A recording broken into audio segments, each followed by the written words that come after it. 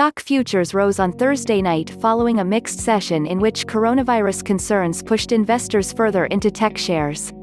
Dow Jones Industrial Average futures were up 81 points, or 0.3%. S&P 500 and Nasdaq 100 futures traded higher by 0.3% and 0.2%, respectively.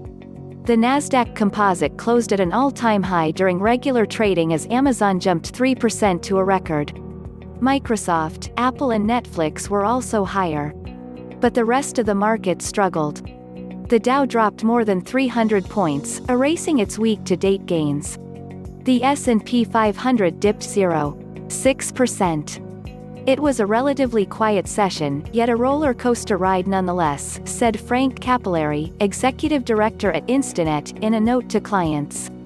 He also pointed out the S&P 500 fell 2% from its session high to its low of the day before regaining some of those losses.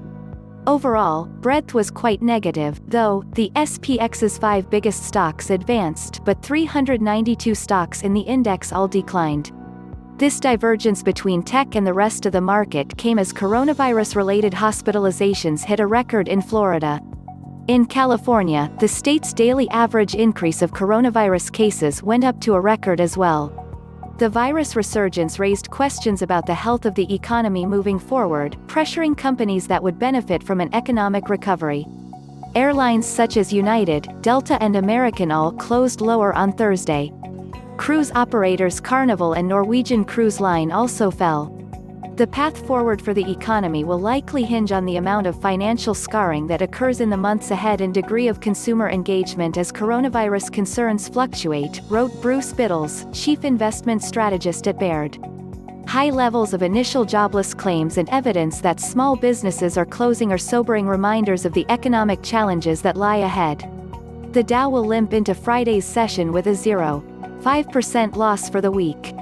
The S&P 500 pared some of its weekly gains, but is still up 0.7% in that time period. The Nasdaq, meanwhile, was on pace for its third weekly gain in 4 weeks. Subscribe to CNBC Pro for exclusive insights and analysis, and live business day programming from around the world.